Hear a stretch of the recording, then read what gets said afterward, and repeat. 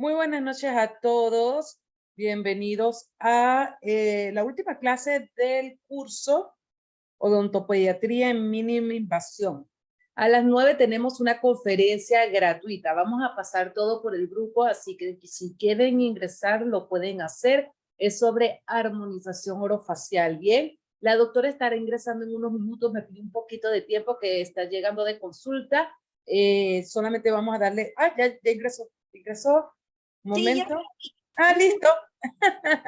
Muchísimas gracias, doctora. Ya tiene el anfitrión, puede empezar cuando desee, no se preocupe. Gracias. Ok,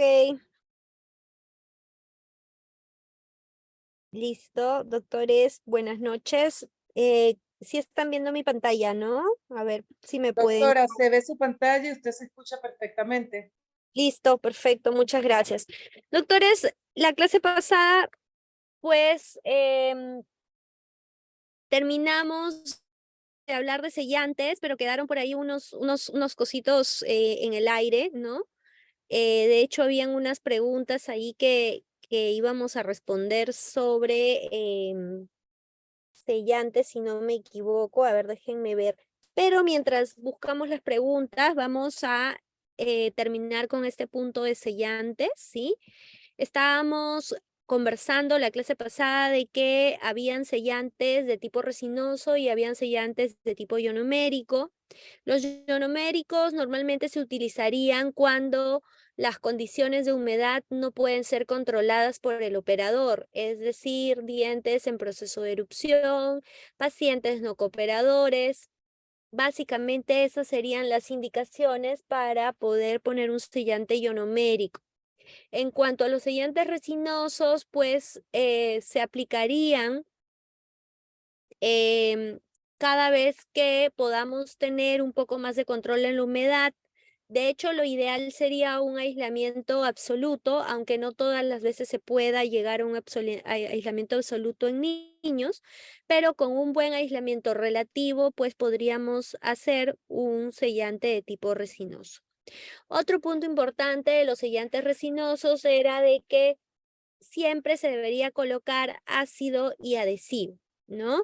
Antiguamente nos habían enseñado que el sellante solamente necesitaba de ácido grabador. En este caso necesitamos colocar ácido grabador alrededor de 30 segundos sobre el esmalte deciduo o permanente. Lavamos 30 segundos con agua. Aplicamos el adhesivo de manera activa, es decir, frotando la superficie. Echamos aire indirecto con nuestra jeringa triple y la ayuda de un espejo. Volvemos a aplicar por segunda vez el adhesivo sin haber fotocurado la primera vez. Frotamos por segunda vez, aire indirecto. No curamos en ningún momento y aplicamos el sellante, ¿sí? El sellante se debe esparcir con la ayuda de un explorador, con la ayuda de este, algún instrumento que tenga pues cierta característica para poder esparcir y llevar el sellante por todas las fosas y fisuras. Em, Modo presentación. Ok, sí, lo pongo, José. Ahí estamos. Ese es en modo presentación. Otro punto importante era de que lo ideal cuando estamos trabajando sobre esmalte es que siempre usemos ácido grabador, ¿sí? No hagamos pues usemos un adhesivo universal. En este caso, los adhesivos universales nos dicen que podemos obviar el paso del ácido grabador. En este caso, cuando trabajamos en esmalte, se ha observado de que el esmalte pues necesita siempre cierta cantidad de tiempo para poder generar este patrón de grabado que tanto buscamos, que es un patrón de grabado donde el adhesivo va a tener pues más equilibrio y función.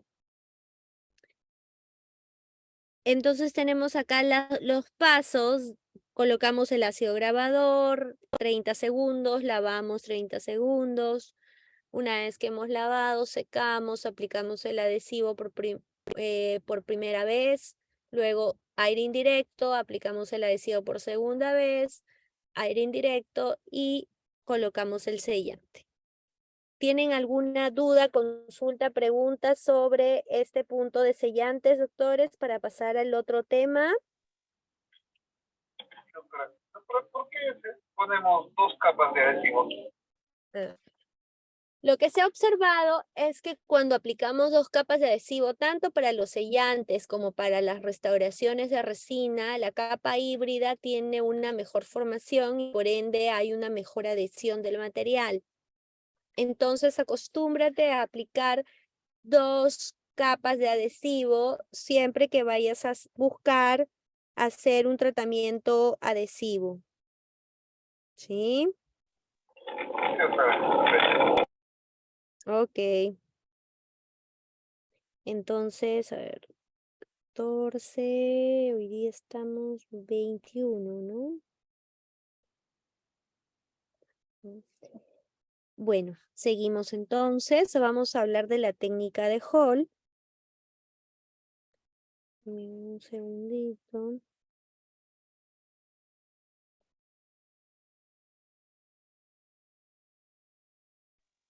Doctora, una consultita. Dígame. Pero creo que capa híbrida no es cuando el adhesivo se une a la adhesiva. La capa híbrida es la formación del adhesivo sobre el sustrato dental. Ahí se forma una capa híbrida, la cual va a buscar la adhesión del material restaurador.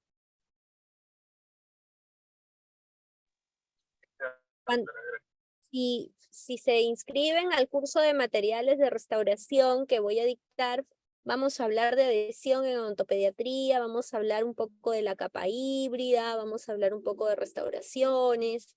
El curso va a estar bastante completo, ¿sí?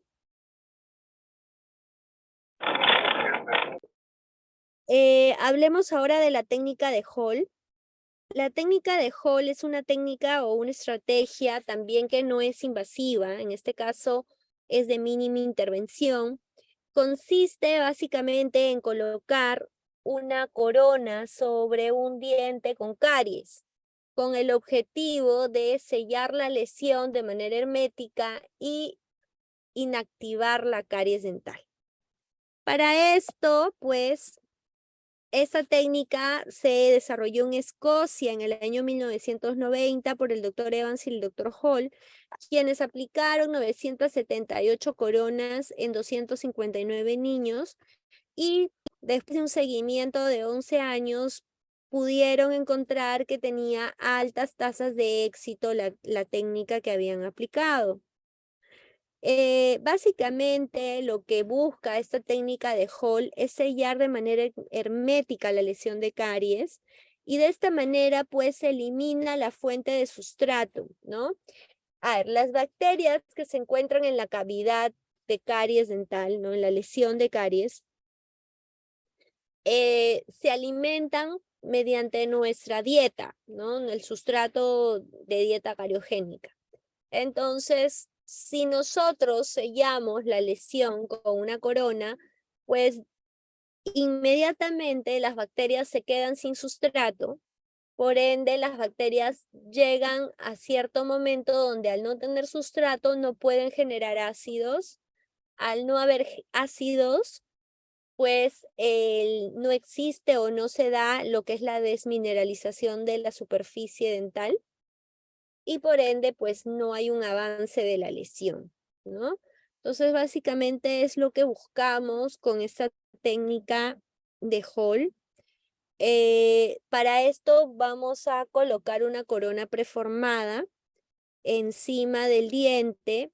El objetivo de esta técnica es no tocar el diente con ningún tipo de instrumento rotatorio, ya sea porque el niño pues no coopera, ya sea porque el niño tiene mucho miedo al dentista o de repente no tenemos no tenemos, por ejemplo, la máquina, no estamos en un sitio rural, en un sitio donde el tema de la parte odontológica es bastante limitada, ¿no? Entonces se puede buscar hacer este tipo de técnicas.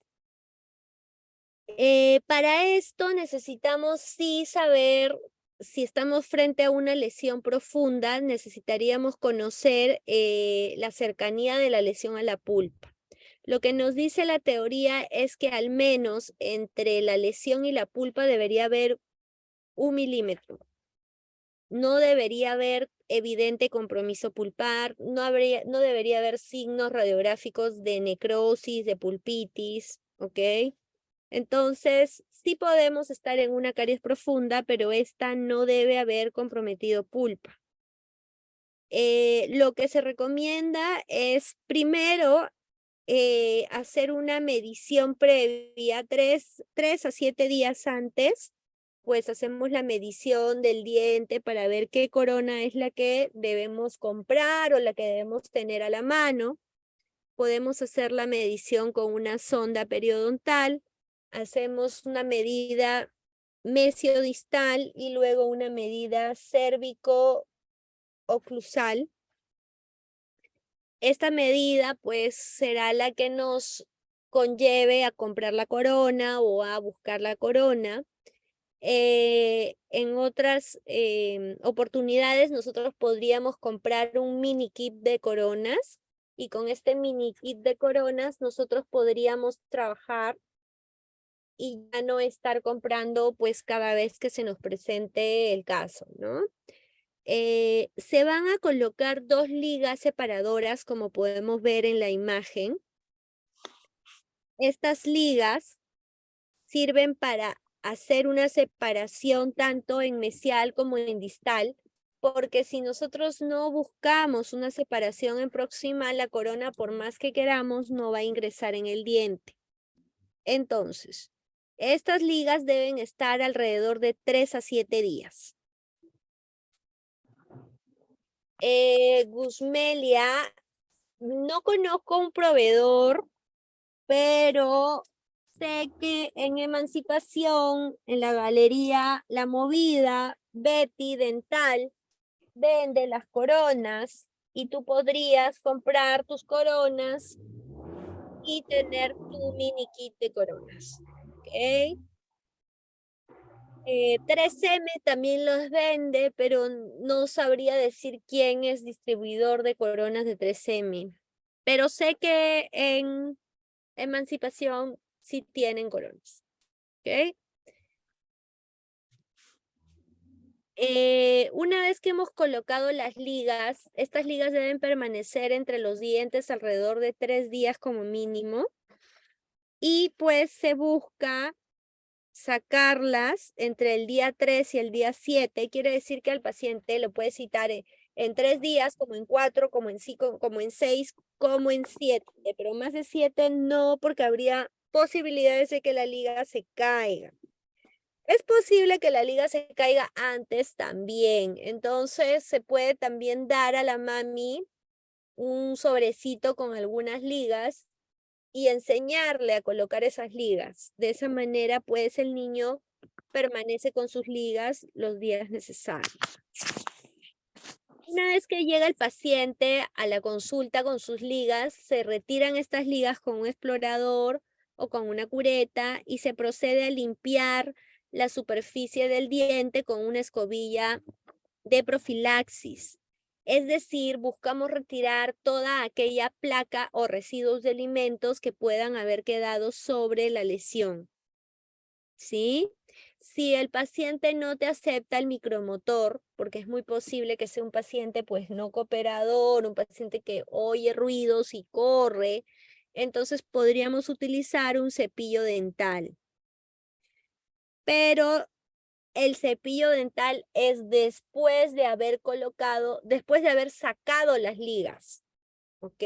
Ya en la segunda sesión, o sea, la primera sesión colocamos las ligas. Pasan 3 a 7 días, segunda sesión, retiramos las ligas, escobilla de profilaxis, ¿ok? Y una vez que hemos retirado las ligas, hemos pasado la escobilla, pues buscamos cementar la corona preformada tal cual. Es decir, que no voy a hacer ningún tipo de desgaste en el diente, no voy a eliminar la lesión de caries de ninguna manera, ¿sí? Solamente busco colocar la corona de manera hermética y adecuadamente sellada. ¿Qué ocurre? Muchas veces nosotros, con el objetivo de hacer una restauración en proximal, pues buscamos hacer cosas que no están indicadas, por decirlo así. Les voy a mostrar este video, pero me parece que no les he compartido la... A ver, denme un segundo. No compartí el audio. Voy a compartir nuevamente audio. Listo. Vamos a reproducir. La mágica. Ahí vive un genio muy listo y apuesto. Yo. La gente siempre nos dice a los genios qué hacer. Así que tenemos que seguir instrucciones. Pero no todos saben hacerlo. Por ejemplo, hace mucho había un joven llamado Sinbad que con frecuencia se metía en problemas. Cuando recibió una nueva alfombra mágica por su cumpleaños, él no vio las instrucciones. Solo se subió a la alfombra y voló.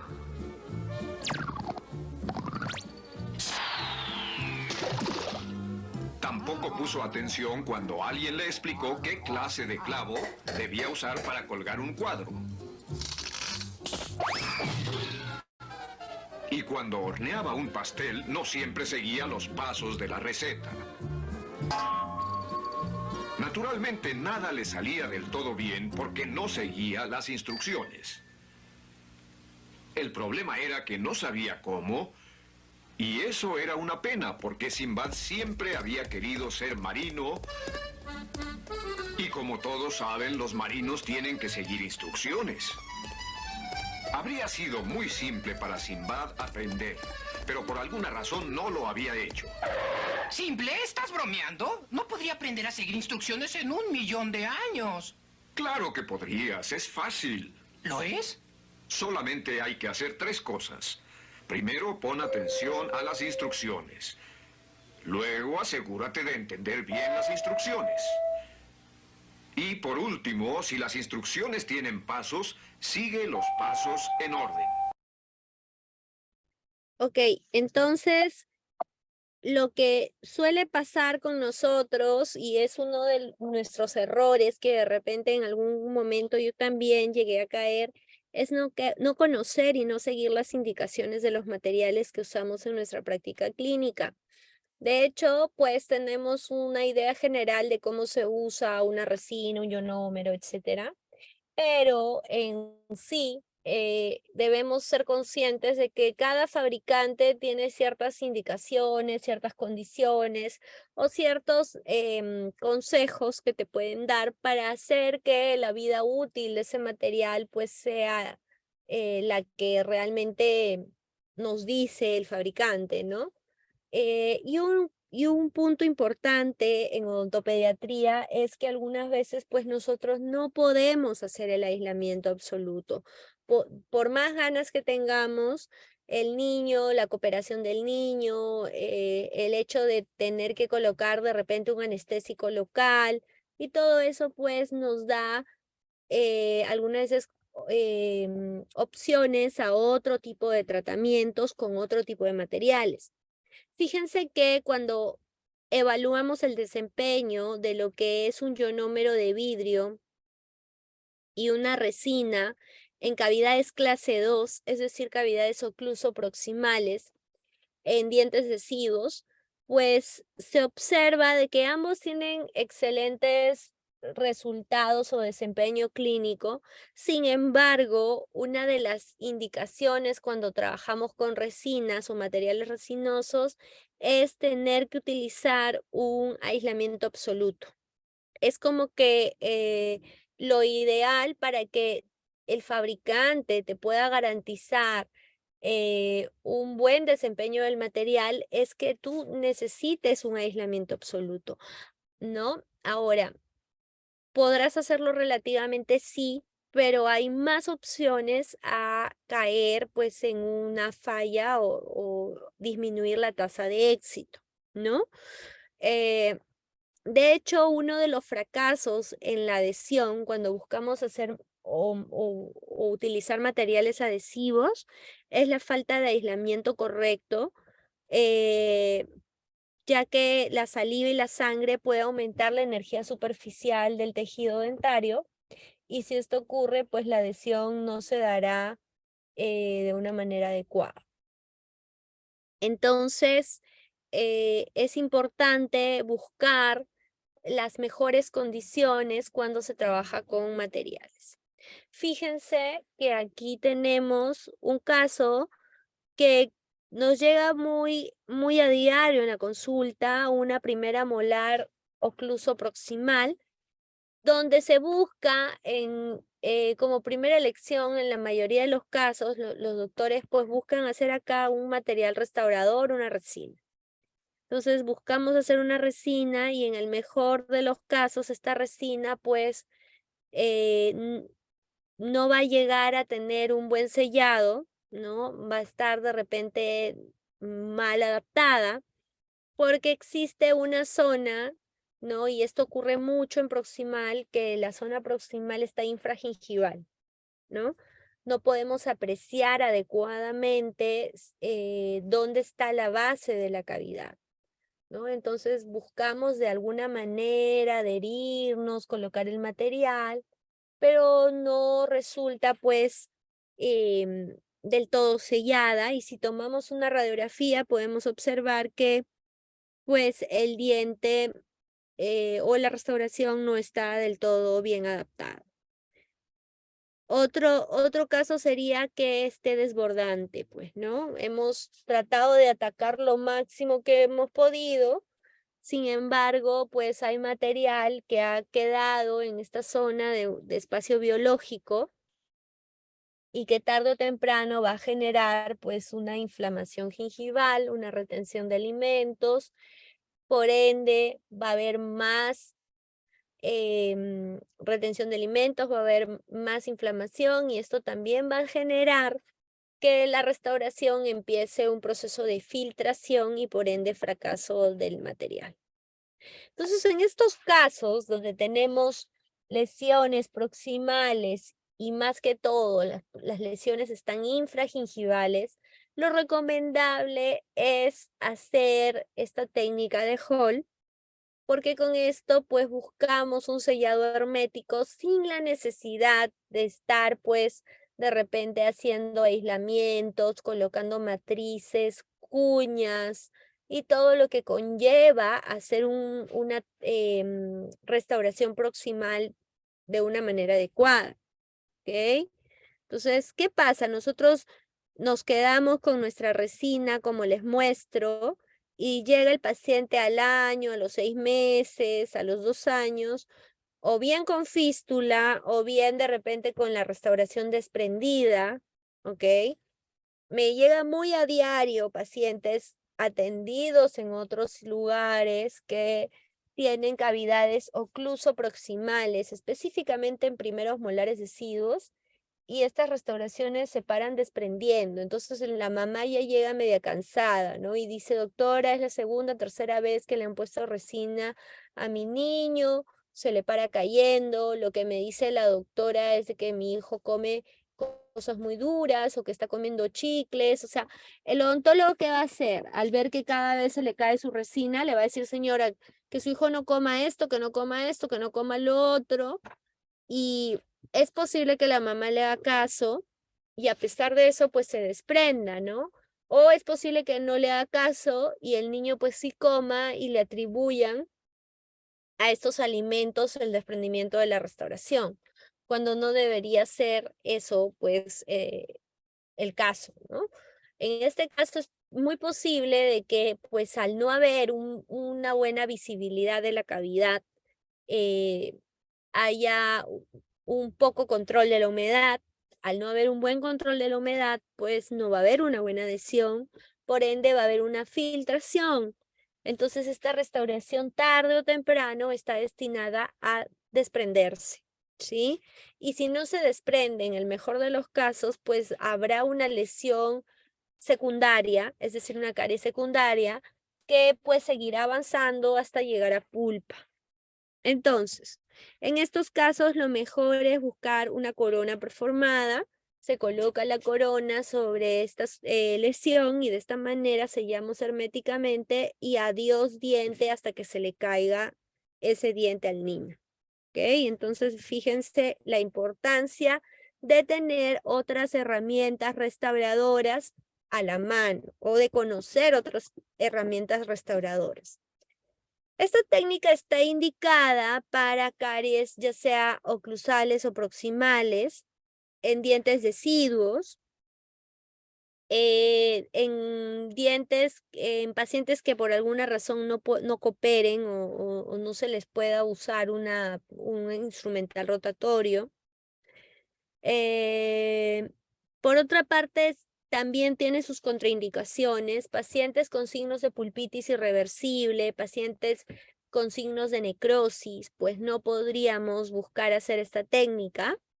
Y también niños muy pequeños con muy poca comprensión, porque es posible que tengan movimientos muy bruscos y estos movimientos tan bruscos podrían llegar a hacer de que la corona salga volando y el niño pueda atorarse o aspirarse la corona. Entonces, mucho cuidado con esa situación.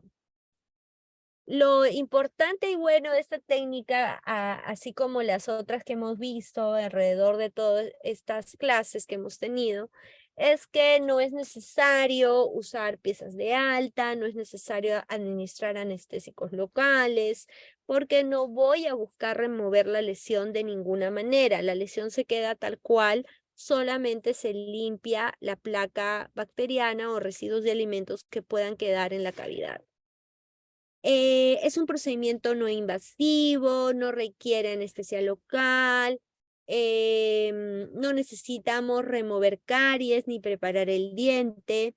Es un procedimiento rápido que va a disminuir la ansiedad del niño y es mucho menos traumático.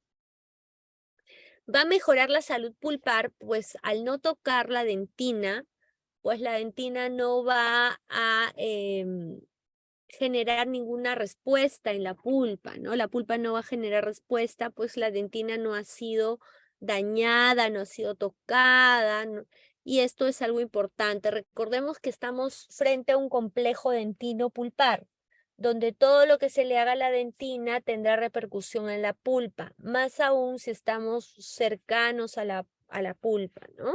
Entonces, eso recuérdenlo siempre, la dentina se comunica con la pulpa. A más daño le haga la dentina, más posibilidades de que mi pulpa tenga una reacción.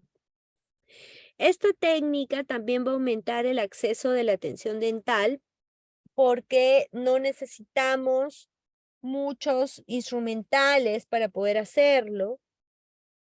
El tiempo necesario para completar este procedimiento es alrededor de 11 minutos en manos de un odontólogo experto. ¿Qué quiere decir? Que si ustedes se demoran más de 11 minutos, pues no se sientan mal, pues están en una curva de aprendizaje y es muy posible que a la primera, a la segunda, a la tercera no les salga pues rápido, pero va a llegar una cuarta, una quinta vez en la que van a saber hacer el procedimiento mucho más rápido, mucho más fácil, llegando así a un tiempo promedio de 11 minutos por colocación de corona o de técnica de Holt. ¿Qué pasa con la oclusión? Porque de hecho, si yo no he hecho ningún desgaste en el diente y pongo encima una corona, ¿qué ocurre? La corona va a quedar alta porque no hemos hecho ningún tipo de desgaste.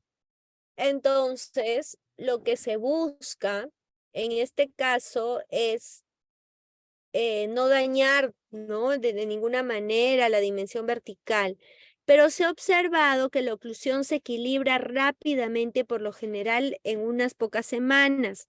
Se ha demostrado que no hubo niños con signos de problemas oclusales o disfunciones de ATM o dificultades para comer, y la dimensión vertical oclusal se corrige espontáneamente después de 30 días de haber colocado las coronas mediante esta técnica de Hall.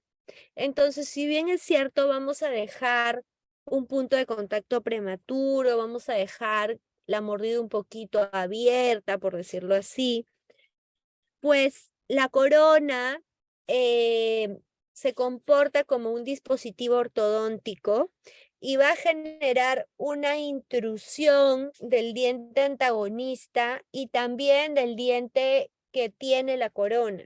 Entonces, de esta manera, ambos dientes se intruyen y equilibran la oclusión. Entonces, no debemos preocuparnos mucho por el tema de que la corona quedó alta, porque esto se va a ir solucionando con el paso de los días. Por otra parte, la técnica de Hall es una técnica que, comparada con la técnica tradicional o la preparación tradicional, pues no vamos a necesitar anestésicos, no vamos a necesitar algún tipo de sedaciones, no vamos a preparar el diente de ninguna manera. De hecho, no tocamos el diente más que con una escobilla para limpiarlo. No necesitamos retirar ningún tipo de lesión de caries, y la cementación se realizará con un ionómero de cementación tipo 1. Creo que tengo preguntas. Fabiola Arellano me dice: buenas noches, la cementación será de manera habitual con un ionómero de cementación. Este ionómero también ingresará a la cavidad de la lesión tratada con flúor de amino sin ningún riesgo, de verdad. Sí, Fabiola, pero recuerda que puedes colocar flúor de amino como también no. O sea, si tú colocas el flúor de amino de plata, estarías haciendo una técnica SMART, que es Silver Modified Atraumatic Treatment. Si no colocas flúor de amino y solo colocas la corona, estás haciendo netamente una técnica de Hall. No sé si me entiendes, está más claro. Y sí, o sea, necesitamos un ionómero tipo 1. Se coloca a presión, sí, pero necesitas un ionómero cementación para pegarte al diente, pues, ¿no? O sea, la corona ingresa, ves que esté sellando adecuadamente y pues preparas tu ionómero de cementación. Ujú. Gracias, Fabiola. Entonces vamos a seguir.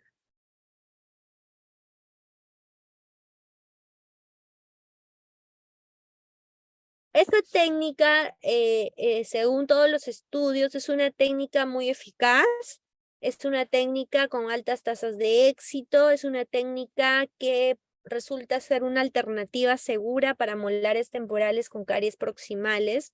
De hecho, las caries proximales son como un desafío, ¿no? Porque ya si el paciente no coopera, tener que aislarlo, ponerle matriz, ponerle cuña. En proximal algunas veces los ionómeros no son una buena opción porque se fracturan, aunque con el ingreso de ionómeros de alta viscosidad esto ha cambiado un poco, pero ya si tenemos pues muchas cosas negativas para pues hacer un material restaurador o una resina en proximal, entonces ya tenemos más opciones, ¿no? Ahora hablemos de lo que es la remoción selectiva del tejido cariado. Esta es una de las últimas, técnicas que se puede decir sobre ontología de mínima intervención. En esta técnica nosotros lo que buscamos es remover de manera parcial la lesión de caries, dejando una dentina afectada en la base de la cavidad con el objetivo de no dañar la pulpa dental o con el objetivo de no comprometer pulpa. Entonces, en todas aquellas lesiones de caries profundas, que algunas veces incluso, si no existiera esta técnica, nosotros lo que buscaríamos es de repente hacer una pulpotomía, ¿no? porque tomamos la radiografía y decimos está cerca pulpa, aún no hay un compromiso evidente, pero hay un probable o posible compromiso pulpar. Entonces vamos a ver en la clínica, ¿no? Y lo que te decían era ya si limpias y si te llegas a pulpa, pues hacías la pulpotomía, ¿no? Entonces, para no llegar a hacer una pulpotomía, lo que podemos hacer es una remoción selectiva. En este caso vamos a remover las paredes. Las paredes deben estar limpias lo más que se pueda. Y para esto vamos a identificar pues dos tipos de tejido en la dentina, una dentina infectada y una dentina afectada. La dentina infectada va a tener una consistencia muy suave, muy semejante a una galleta mojada. La dentina infectada va a tener una fácil remoción. Tú agarras la cureta, mueves con la cureta y vas a ver cómo la cureta pues retira tejido, ¿ok? Este tejido necrótico, porque es un tejido que ya está muerto, no va a tener capacidad de remineralización, a diferencia de la dentina afectada, que es un tejido que va a tener ya una consistencia más firme. ¿Qué quiere decir más firme, doctora? Que yo agarro mi cureta y con mi cureta yo intento retirar dentina, pero necesito ejercer presión sobre la dentina para que esta dentina pueda retirarse. Y sale normalmente en bloques o en forma de acerrín. Tiene una consistencia o una apariencia acorazada, una apariencia de cuero. Es más o menos cómo se va a ver o se va a observar o se va a sentir la dentina afectada. Esta dentina afectada no necesita ser removida porque tiene capacidad de remineralización. Antiguamente el odontólogo, el profesor, el docente te decía, saca toda la lesión, saca toda la caries, limpia todo, deja blanco. Y cuando limpiabas en el afán de buscar todo el diente blanquito, pues lo que te encontrabas era con la pulpa dental y terminabas haciendo una pulpotomía en un diente que podría haberse salvado tranquilamente con una remoción selectiva. Lo ideal, como les comentaba, era de que pues se pueda eliminar la lesión casi en su totalidad en las paredes. Las paredes deben estar lo más limpias posibles porque en las paredes es donde se va a adherir el material. Y si yo tengo paredes limpias, pues esto me va a mejorar mi unión del material al diente y por ende va a haber menos filtración. La base de la cavidad pues no tiene por qué ser limpiada de una manera exhaustiva. Basta con que se haya removido en su totalidad la dentina infectada y solo dejar dentina afectada. Creo que hay una pregunta.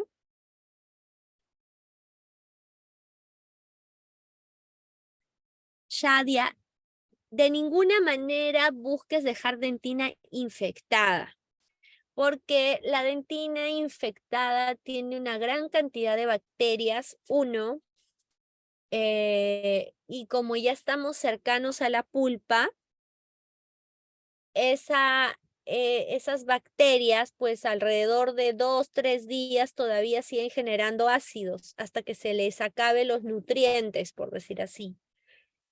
Y lo que ocurre es que hay un avance de la lesión llega a comprometer pulpa y tenemos daños. Aparte que una dentina infectada es una dentina muy reblandecida. Material que coloques sobre una dentina infectada va a colapsar, porque es como si estuvieras buscando hacer una casa sobre arena. Entonces, no busques de ninguna manera dejar dentina infectada. Si tienes dentina infectada y tú ves que ya vas a comprometer pulpa, pues compromete tu pulpa y haz tu tratamiento pulpar. Debes dejar solamente dentina de tipo afectado. ¿sí? Espero que te haya resuelto la pregunta, Shadia. Debemos también conocer más o menos cuando una lesión de caries se encuentra activa y cuando no. ¿Ok? Entonces vamos a tener que una lesión se va a encontrar activa mediante, primero tenemos que hacer una evaluación visual y una evaluación táctil. La evaluación visual, pues vamos a ver el color, la apariencia, y la evaluación táctil vamos a sentir, en este caso, la consistencia del tejido, ¿no? Fabiola me hace otra pregunta y dice, doctora, para ayudarnos a identificar esa dentina infectada, ¿podemos apoyarnos de detectores de caries? Sí, pero asegúrate que tu detector no sea de color rojo, porque si es de color rojo, lo que se ha observado es que tienes más posibilidades de comprometer pulpa, porque el color rojo puede darte una idea de que estás en pulpa, o te puede dar una idea, de repente estás en pulpa, y como piensas de que es el detector de caries, pues no te fijas que lo que estás tocando es pulpa y no es el detector. Entonces, si tienes un detector que no sea de color rojo, podrías ayudarte. Otra manera es, por ejemplo, el uso de removedores químicos, que ahorita lo vamos a hablar. Los removedores químicos, en específico, por ejemplo, el Brix 3000, que es un removedor químico de alto peso molecular, que tiene una composición mejorada, por decirlo así, lo que hace es identificar la dentina infectada y solamente reblandecer esta dentina. Quiere decir que el Brix 3000 no va a reblandecer mi dentina afectada. Y esto pues va a ayudarnos a poder identificar cuál es la infectada y cuál no. Pero en líneas generales, la dentina infectada es aquella que yo agarro con mi cubeta, retiro, sin necesidad de hacer ningún tipo de presión. Si yo empiezo a hacer presión sobre la dentina, tipo como cuchareando, ¿no? Y veo que sale una dentina como que en pedacitos, como que en bloques, estamos hablando ya de una dentina de tipo afectado. No sé si les esté ayudando todo lo que les estoy diciendo para entender, ¿no? Entonces, por otra parte, esta actividad de caries se puede apreciar tanto en esmalte como en dentina. Si hablamos de una actividad de caries en esmalte, estamos hablando que va a haber una mancha blanca de color tiza, una mancha blanca de color opaco, muy fácil de delimitar con un lápiz. La textura será rugosa, ¿sí? Eso es en esmalte. En dentina, pues encontraremos una lesión de color marrón caramelo con una consistencia muy blanda, ¿ok? Muy fácil de retirar. Y si hablamos de una lesión de caries inactiva, estaríamos hablando que en esmalte, pues podría haber una mancha blanca, pero esta mancha blanca ya no es tan, ¿cómo les fue? Tan definida. Es una mancha blanca que tiene brillo. Es una mancha blanca que fácilmente podrías quedar desapercibida, más aún si la superficie del diente está mojado. Normalmente estas manchas blancas aparecen cuando yo reseco el diente, ¿no?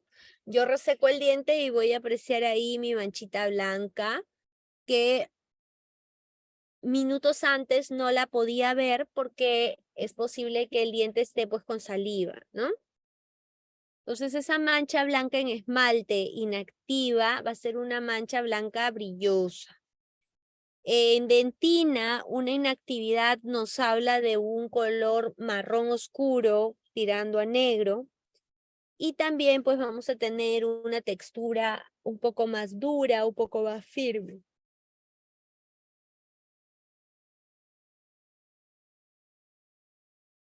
Si vemos aquí la imagen, podemos apreciar que tenemos pues una lesión de mancha blanca activa, ¿ok? En esmalte, que es en el canino, en la pieza 5.3. Y además tenemos una lesión en dentina.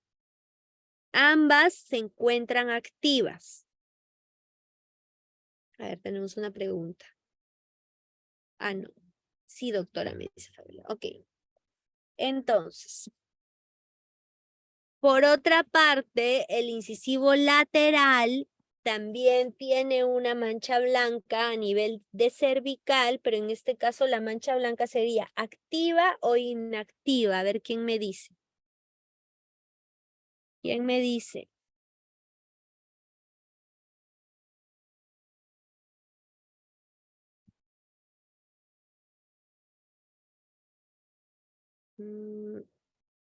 Susana me dice inactiva, Abigail me dice activa. En la pieza 5.2 la lesión se encuentra inactiva. En la 5.3 sí está activa, pero en la 5.2 es inactiva porque es una mancha blanca brillosa, muy poco o bastante difícil de delinear o de delimitar. Yo tendría que agarrar mi jeringa triple y secar un buen rato para que la lesión pueda aparecer. ¿Sí? Entonces, con el objetivo de no llegar precisamente pues a esto, a comprometer pulpa, es que nosotros buscamos limpiar las paredes como primera opción. O sea, si pueden, las paredes usen hasta una fresita de baja de repente o una fresa de alta, pero bien despacito en paredes. De tal manera que las paredes estén lo más limpias posibles. Y es donde pues se va a adherir el material. Tenemos entonces acá distintas fotografías de lo que es una dentina afectada y una dentina infectada. En este caso, la dentina afectada está hacia abajo, en la imagen de abajo. ¿Ok? Les muestro aquí un caso donde tenemos una hipomineralización molar incisivo asociada a caries. Se busca remover todo tipo de dentina infectada o hipomineralizada o tejido hipomineralizado. Se coloca en este caso un primer porque se busca hacer un ionómero modificado con resina. Colocamos el ionómero de vidrio. Ahora, en este caso, doctores, doctoras, el primer, estamos hablando de un primer que ha venido en el kit, ¿no? Pero nosotros también tenemos nuestro primer generalizado, que es el ácido poliacrílico. Antes de colocar un ionómero, deberíamos buscar acondicionar la superficie. En este caso, lo que se busca es acondicionarlo con ácido poliacrílico. En este caso, si yo estoy trabajando con un ionómero polvo líquido, lo que busco es agarrar el líquido y frotar sobre mi superficie alrededor de 10 segundos con mi líquido de ionómero. Si no estoy usando un polvo líquido, estoy usando una cápsula, pues tendré que buscar un cavity conditioner que ya lo venden, ya venden los cavity conditioner en las tiendas dentales, y colocar este cavity conditioner por 20 segundos sobre la superficie dental. De esta manera yo voy a tratar mi superficie antes de que ingrese el ionómero. Otra de las contraindicaciones, así como en varias técnicas o estrategias no invasivas, es de que la lesión esté lejana a pulpa o al menos 1 milímetro entre lesión y pulpa. O sea, no podemos hacer esta técnica tampoco en dientes con evidente compromiso, con pulpitis, con necrosis. Es mejor que se mantenga una capa de dentina pigmentada para la protección pulpar en lugar de correr el riesgo de sacrificar el diente. Vean ustedes que si yo buscaría retirar ese diente en su totalidad, todo ese marrón amarillo, pues yo tranquilamente llego a pulpa. Pero lo que no queremos es eso.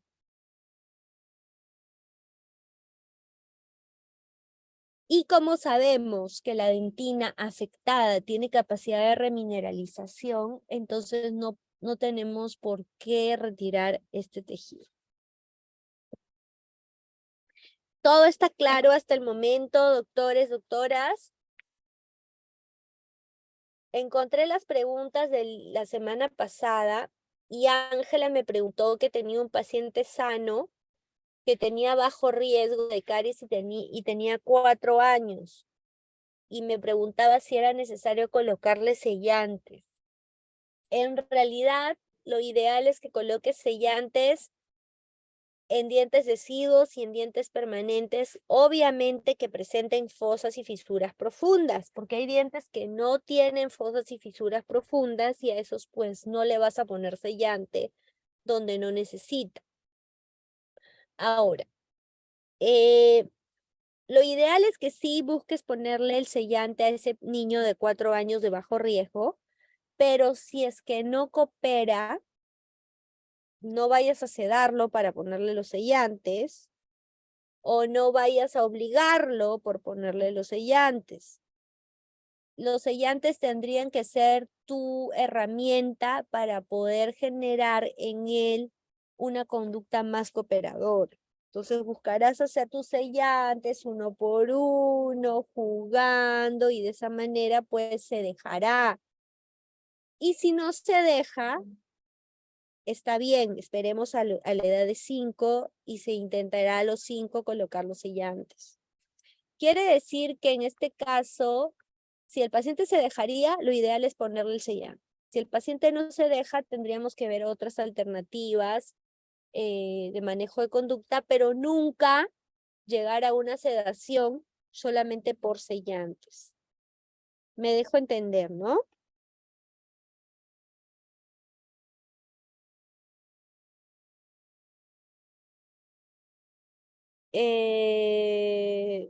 Marcos me pregunta si en premolares se indica el sellado o solamente en molares. En premolares se indica siempre y cuando haya fosas y fisuras profundas retentivas, porque recuerden que hay fosas que son expulsivas. En esas no necesitamos porque fácilmente con el cepillo pueden limpiarse.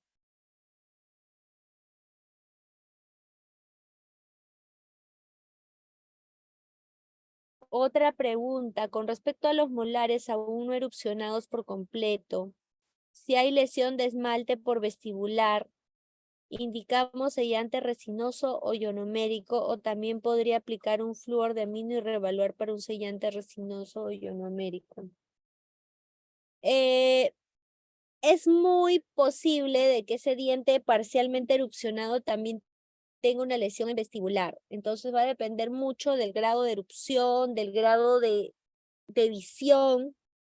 Si tú ves que no puedes ver muy bien, de repente ponle su flúor de amino y espérate pues una semanita y ve si puedes colocar al menos un ionómero, ¿no? Si no se deja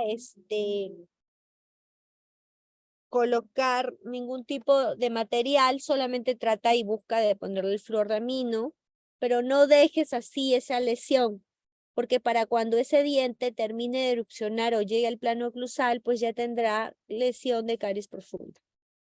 ¿Sí?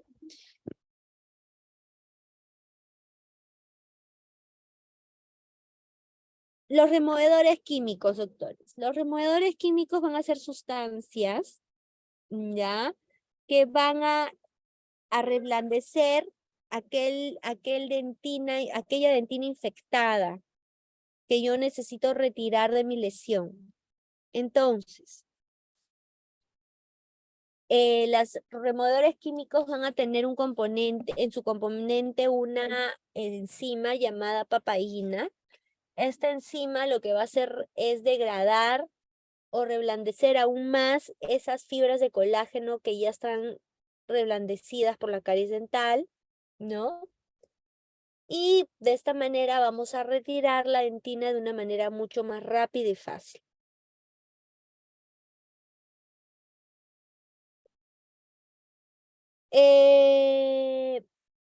Lo bueno de estos removedores y en especial del Brix 3000 es que solamente tienen afinidad por reblandecer la dentina infectada, más no la afectada.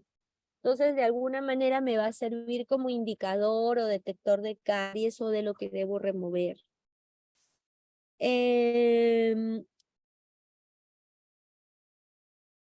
En general tenemos pues el Carisol, al Pacpacarie y al Brix 3000. Son como que los 3 removedores químicos más conocidos, pero en Perú solamente venden el Brix 3000. Está indicado para evitar algún tipo de aerosol o instrumental rotatorio, para caries cercanas a la pulpa, niños y adolescentes no cooperadores, pacientes mayores que por alguna razón no se puedan realizar algún tratamiento o pacientes donde la anestesia local está contraindicada. Entonces, los autores pues ven que en la composición de estos, removedores hay lo que se llama como la papaína.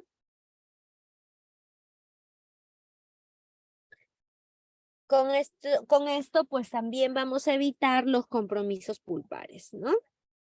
Si evaluamos de manera clínica el desempeño de la técnica restauradora traumática asociada a un agente químico de remoción de caries, vamos a llegar a la conclusión que los removedores de caries no afectan el desempeño clínico de la técnica de remoción parcial y tampoco afectan el desempeño clínico de los materiales que se utilizan posterior a la terapia pulpar. Podemos decir que todos estos procedimientos que hemos hablado a lo largo de este módulo, pues pueden ser utilizados para tratamiento de la enfermedad de caries en pacientes pediátricos. Cada tratamiento descrito tiene sus especificaciones y sus indicaciones dentro de una determinada situación clínica, teniendo en cuenta las condiciones particulares de cada diente, de cada paciente y cada condición de tensión. Me parece que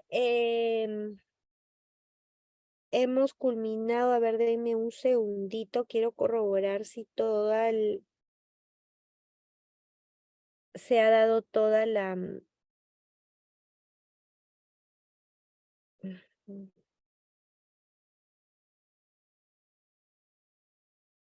No sé si tendrán por ahí alguna duda, consulta, pregunta.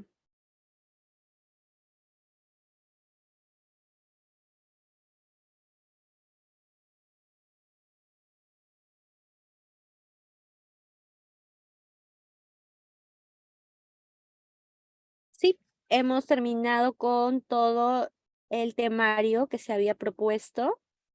Sí.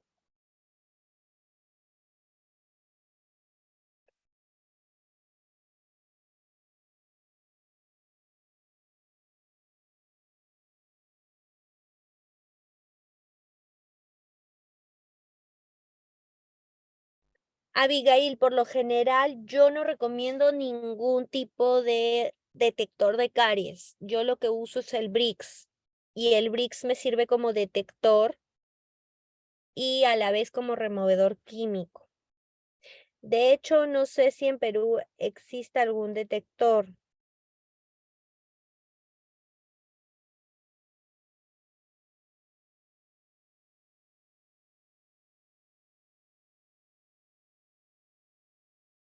¿Más preguntas?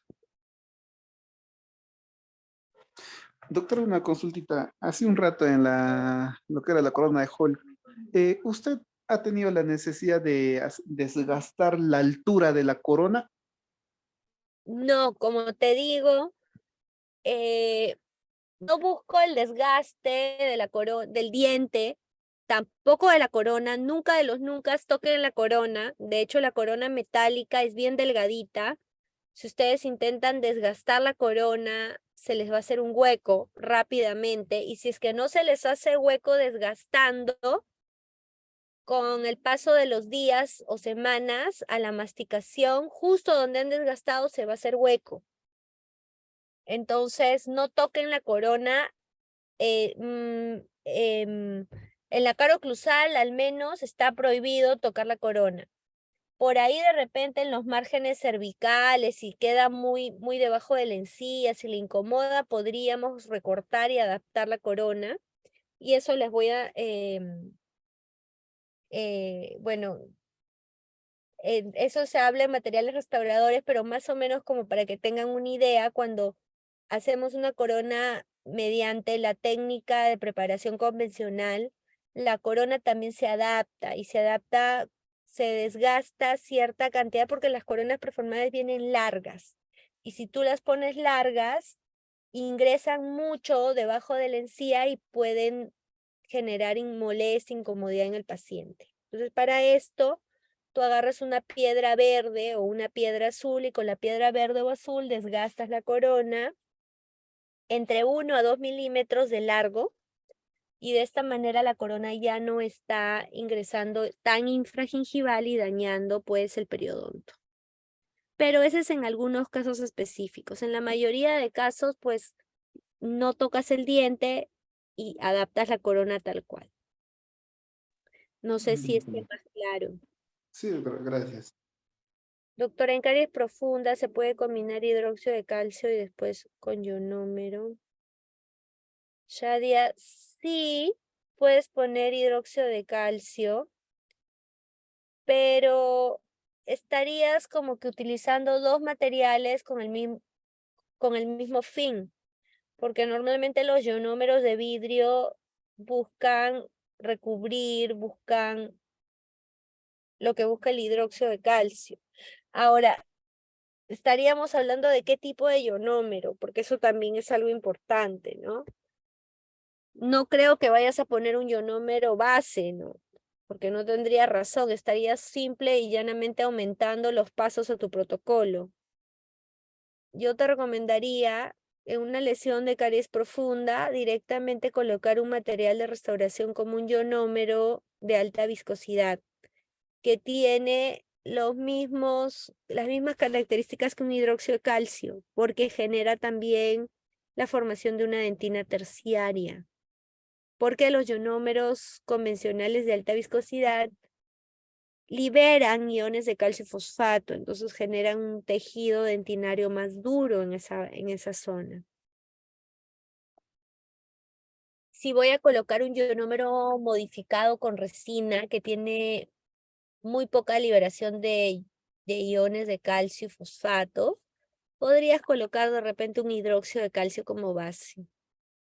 Ahora recuerda que esa base no está, o sea, está media blanda, tiene una textura firme, una consistencia firme, pero no está del todo dura. Entonces, busca colocar un buen material para que no haya fallas o colapsos de la restauración. Si lo venden en Perú, Ángela, lo trae la casa Merchant Dent, que es en internet, en Instagram creo lo puedes conseguir a Merchant Dent. Pamela, como todo tratamiento hay que controlar, ¿no? Ahora, el control se volvería más exhaustivo mientras más cerca te encuentres de pulpa. Y podrías también, si estás muy cerca pulpa, decir a la paciente que es la primera opción de tratamiento, ¿no? Y que el diente se va a encontrar en observación por alrededor de 1 o 2 meses para ver cómo reacciona. Y en el caso, pues, presentar alguna sintomatología de dolor, fístula, absceso, pues ya buscaría hacer una endodoncia. Pero explicarle a los papás que como son niños, se busca siempre la alternativa menos invasiva como primera elección. El biodentin, Ángela, sí lo recomiendo para recubrimientos pulpares, pero como te sigo diciendo, como aún no hay pulpa expuesta, estamos hablando de una dentina netamente afectada, no tendría mucha razón de ser colocar biodentin y luego ionómero, porque esta restauración te saldría un ojo de la cara.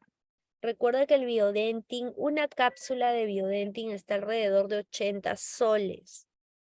Entonces, figúrate cuánto gastarías colocando biodentin y luego colocando ionómero. Tu restauración debería alrededor de 300 soles costar.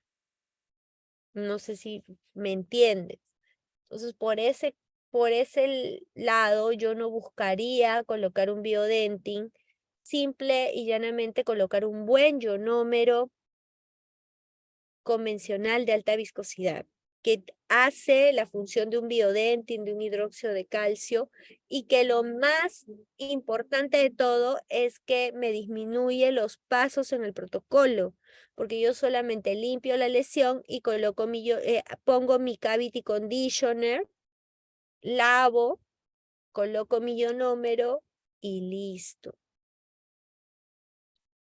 Para pulpotomía sí recomiendo el MTA, el biodentin. El hidróxido de calcio no lo recomiendo nunca para pulpotomías ni recubrimientos pulpares directos, pero sí para pulpotomías el biodentin es una excelente opción. Claro que sí, Ángela.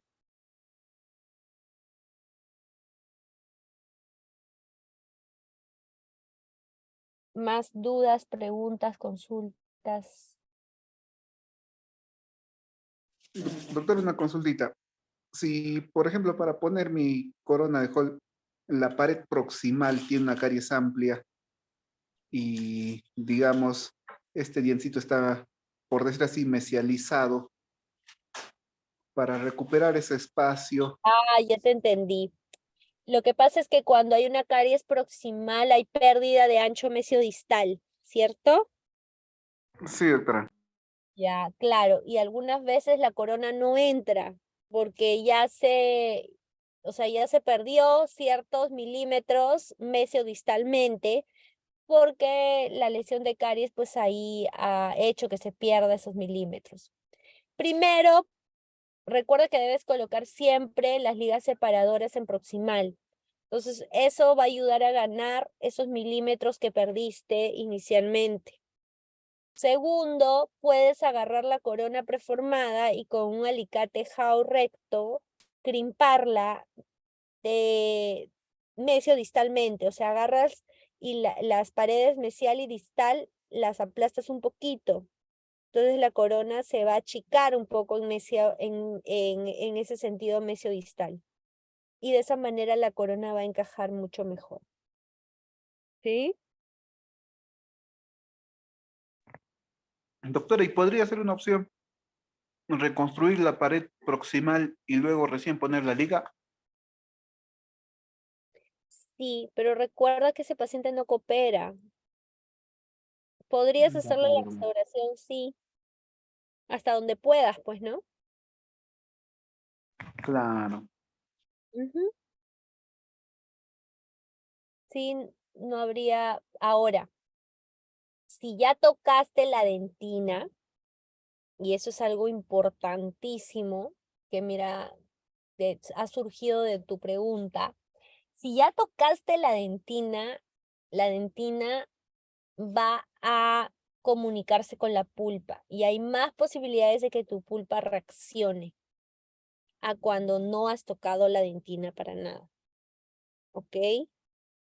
Quiere decir que tú, quieras o no con la fresa, cuando empiezas a eliminar el tejido o con la cureta, tú remueves esas bacterias, inflamas un poco ese complejo dentino-pulpar, ¿no? Y los fluidos en los túbulos dentinarios van, vienen, y en los túbulos dentinarios también entran y salen bacterias. Entonces todo eso puede generar más reacción en la pulpa, a diferencia que tú no hayas tocado nada.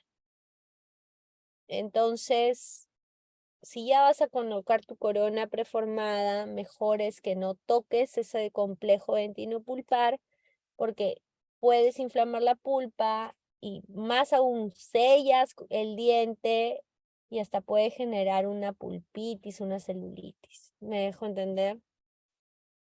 Sí, doctora. Ujú. ¿Más preguntas, doctores, doctoras? ¿Todo ha quedado claro? Bueno, en realidad hemos podido terminar con lo que es pues este módulo o este curso de odontología de mínima intervención. Espero que les haya servido para que puedan aumentar de alguna manera las herramientas en su práctica clínica, ¿no? Para que puedan desarrollar también estas técnicas sin ningún miedo. De hecho, son técnicas que al no ser invasivas no se requiere mucho de manejo de conducta, doctores. Entonces, yo les invito a que practiquen, que lo hagan, ¿no? Y van a ver cómo van a tener una odontología mucho más bonita, una odontología menos invasiva, menos llanto, porque en odontopediatría menos es más toda la vida. Las coronas preformadas Tami las venden en Galería La Movida, en una tienda que se llama Betty Dent, que es una que está al fondo. Ok, ahí yo he encontrado coronas preformadas. Pamela me dice, doctora, en remoción selectiva de caries, ¿cuál es el material más indicado para restaurar la lesión? Pamela, cuando hacemos una remoción selectiva, buscamos remineralizar la dentina afectada, porque estoy dejando un tejido que, si bien es cierto, no está infectado, está desmineralizado, que es la dentina afectada. Entonces, la primera opción después de una remoción selectiva es el ionómero. Si por alguna razón no tienes ionómero, pues busca colocar una resina, ¿ok? Pero lo ideal sería el ionómero.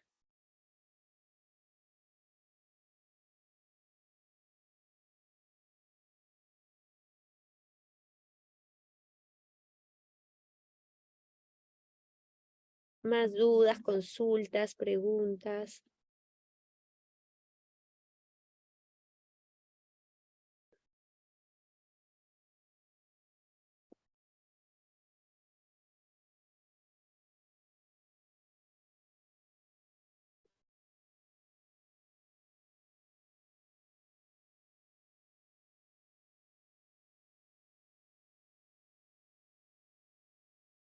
Ujú.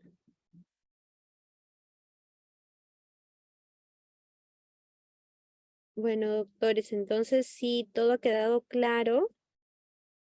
Espero encontrarlos en algún otro curso. Ángela me dice, respecto a los sellantes, si tengo un paciente de 4 años riesgo bajo de caries, ¿es necesario aplicar sellantes? Ángela, te respondí la pregunta hace un rato porque la había guardado de la semana pasada, pero no sé si eras tú, Ángela. Pero le respondí, a ver, vamos a ver.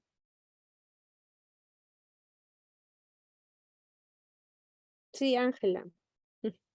Ángela Castillo. Te respondí hace unos 20 minutos, pero te vuelvo a responder, Ángela. De hecho, como les comentaba, los sellantes están indicados tanto en dientes deciduos como permanentes, pero tiene que haber cooperación del paciente. Si el paciente no tiene buena cooperación, Entonces, no lo obligues a ponerle los sellantes. No lo vas a dormir o no lo vas a sedar para ponerle sellantes solamente. No tendría razón de ser, ¿no? Ahora, si por A o B tiene tratamientos pulpares, así, y ya está sedándolo, pues le haces los sellantes. Pero no vas a sellarlo solo para hacer sellantes. Si el paciente te coopera, que normalmente mis pacientes de 4 años ya me cooperan para hacer sellantes, pues le hago sus sellantes. Si mi paciente no me coopera, no busques hacer un sellante obligado. No malogres su conducta, no generes una mala experiencia solamente por buscar sellar la pieza dentaria. Busca otras alternativas de prevención como aplicaciones de flúor más seguidas, pero si es bajo riesgo, pues no tendríamos por qué preocuparnos mucho. De repente mejora la técnica de cepillado, da consejos de dieta, ¿no? Entonces anda por ese lado, hasta que el niño de repente tenga 5, y si tiene 5 ya de repente colabora más, ¿ok? Entonces eso va a depender mucho del grado de cooperación, se podría decir, Ángel, ¿sí?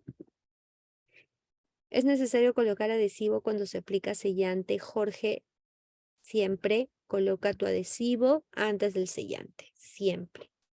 De hecho, los estudios concluyen que adhesivo con sellante, sellante que tiene adhesivo, tiene mayor tiempo de duración que un sellante que no le pones adhesivo.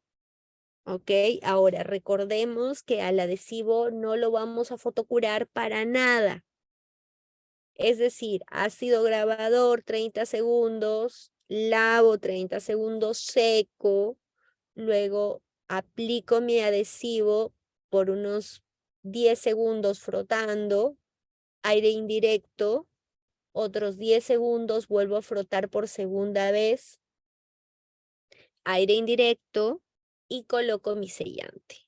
Y una vez que coloqué mi sellante, recién fotocuro durante 40 segundos. 40, incluso en lámparas como por ejemplo la Valo, en lámparas que tienen un poquito más de potencia, podríamos hasta 20 segundos. 20 hasta 10 segundos. Yo la verdad que siempre no me apuro mucho y le doy 20 segundos. Es necesario colocar, entonces ya sabemos que siempre se coloca adhesivo. ¿Ok? Según los últimos estudios, hay mejor desempeño clínico y más duración del material.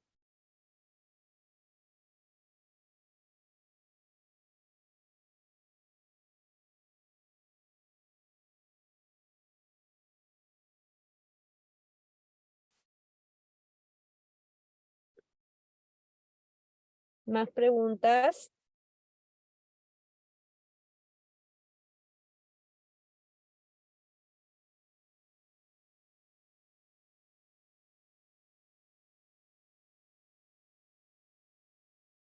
Creo que acá tenía otro esto de preguntas.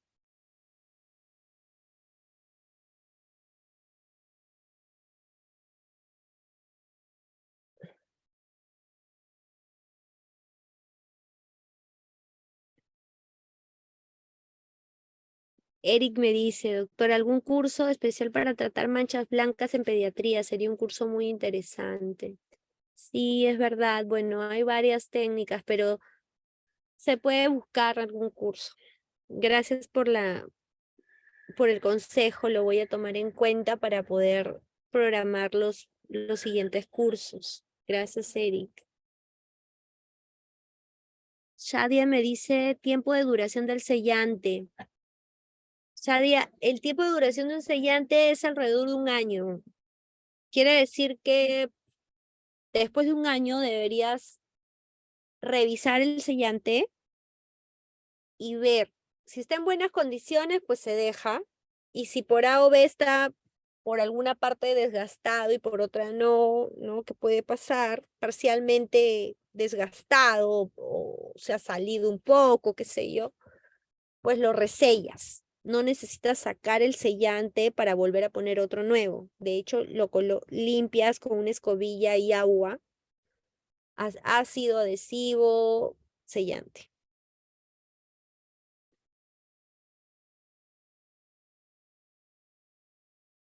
Fabiola me dice, doctora, ¿dónde podríamos descargar la guía clínica de sellantes? La pueden descargar en la APD Guidelines. Se van a Google y ponen APD Guidelines. Ahí les estoy escribiendo. Guidelines, no lens. Guidelines.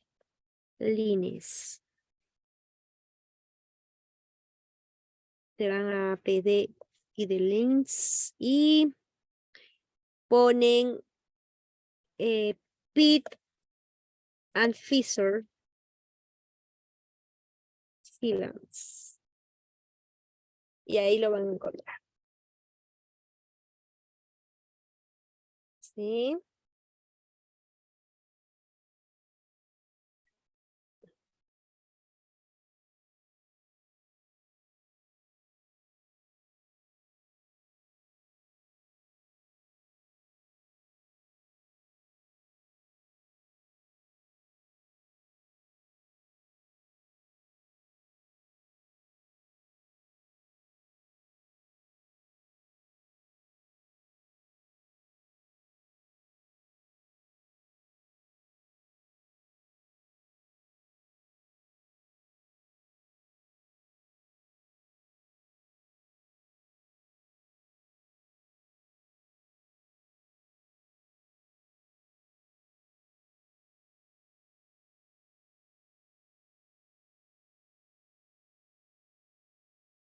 Gracias a ti, Fabiola.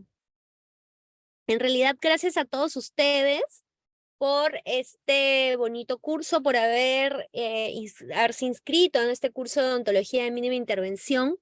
Espero verlos en los cursos que vienen. Vamos ahorita a abrir uno de materiales de restauración, de adhesión en odontopediatría. Si es que no es en este, pues será en otros futuros. Ha sido todo un gusto poder estar a lo largo de estas 3 últimas semanas juntos los días miércoles.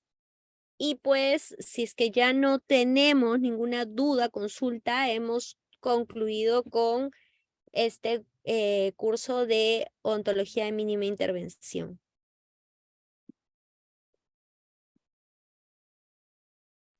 Gracias, doctora. Gracias también, darles las gracias a todos ustedes y estamos conversando o comunicándonos de alguna manera. Gracias.